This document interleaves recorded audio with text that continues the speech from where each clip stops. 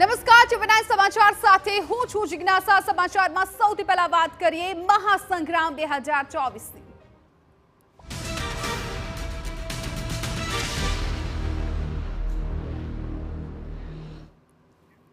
સમાચારમાં સૌથી પહેલા વાત સુરતની। કોંગ્રેસના ઉમેદવાર નિલેશ કુંભાણીના ફોર્મ મુદ્દે થોડી જ વારમાં હવે નિર્ણય આવી જશે।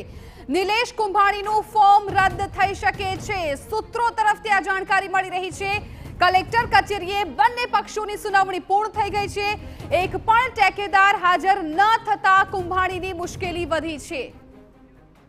અમારા સંવાદદાતા બળદેવ સુથાર મામલે સતત જાણકારી આપી રહ્યા છે। બળદેવ, બંને જે પક્ષ છે એની દલીલો પૂર્ણ થઈ ગઈ છે અને હવે લગભગ નિલેશ કુંભાણીનું ફોર્મ રદ થઈ શકે છે, જાણકારી મળી રહી છે। શું છે આપની પાસે વિગતો?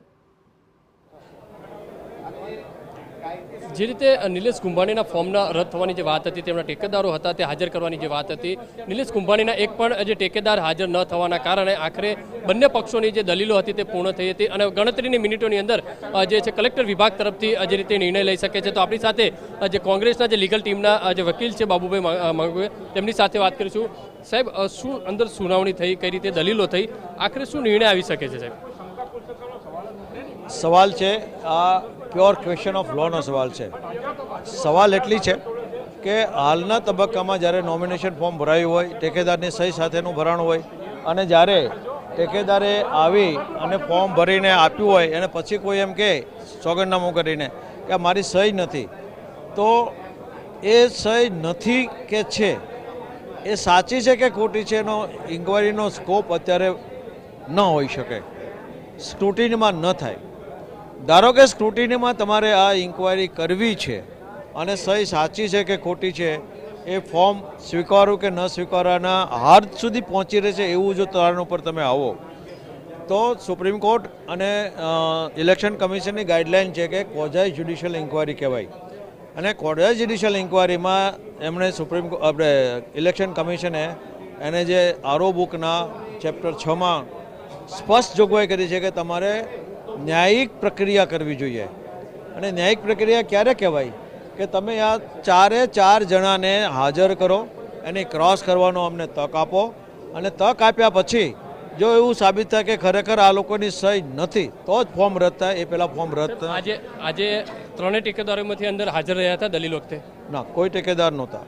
કદાચ સર હવે ટેકેદાર હાજર નથી રહ્યા તો કઈ રીતે કદાચ રદ કેન્સલ થાય છે, ફોર્મ રદ થાય? વાત એ જ છે ને કે તમે અત્યારે પોલીસ તંત્ર અને પ્રશાસન તંત્ર ભાજપની એક બી ટીમ એ રીતે વર્તી રહ્યું છે। આરે ચાર જણાના અપહરણ થયા છે એવી અમે ફરિયાદ કરીએ છીએ, જે પોલીસે કોઈનું સ્ટેટમેન્ટ નથી લીધું, કોઈને ગોત્યા નથી। ધારો કે એનું અપહરણ નથી થયું, ફોર્મ રદ થશે તો લીગલ ટીમની આગળની કઈ રીતે કામગીરી? પહેલાં આ પૂરું કરો। જો આ ચાર જણાનું અપહરણ નથી થયું તો એને અત્યારે ચાર જણાને લાવવા જોઈએ, ઘરે મળવા જોઈએ, એને આવીને કહેવું જોઈએ કે ભાઈ અમારું અપહરણ નથી, તમે ખોટી વાત શું કામ કરો છો, તમે ખોટી ફરિયાદ શું કામ કરો છો, કેમ આવું નથી થતું?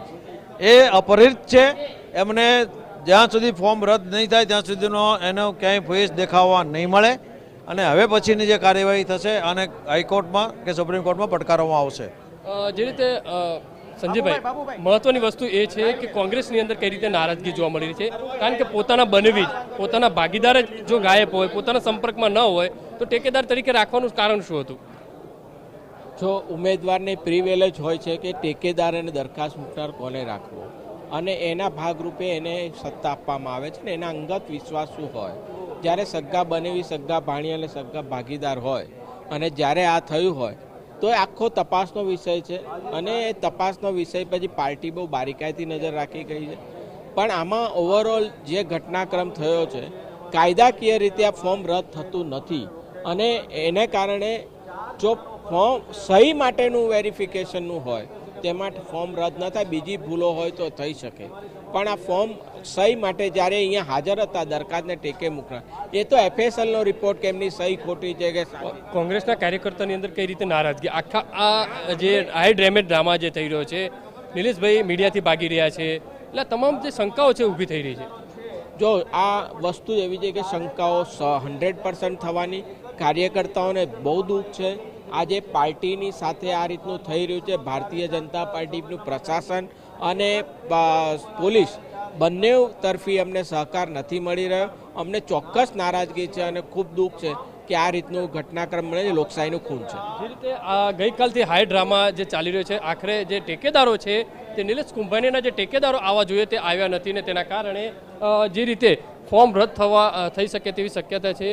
જે નવસારીના લોકસભાના જે કોંગ્રેસના ઉમેદવાર છે નૈશદભાઈ, આખો જે ગઈકાલથી હાઈ ડ્રામા ચાલી રહ્યો છે, નિલેશભાઈ મીડિયા સામે આવી નથી રહ્યા અને જે ટેકેદારો હતા તે એમના નજીકના માણસો કહી શકાય, એ જ ગાયબ છે. કેટલું શંકાની ભૂમિકા?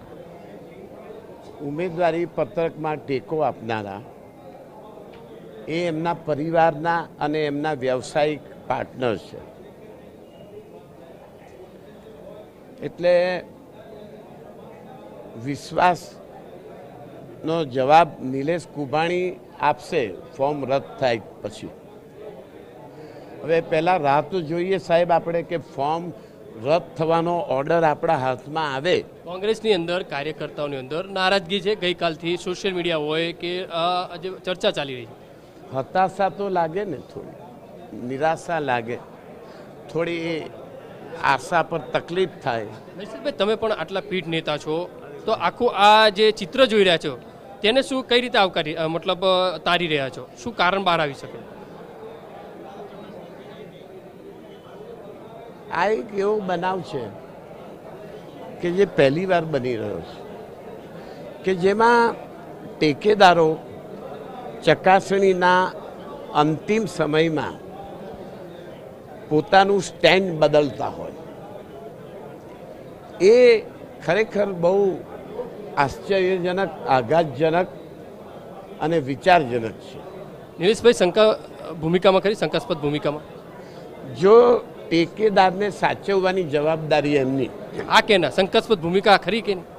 સત્ય ઉજાગર કરવાની જવાબદારી મીડિયાની.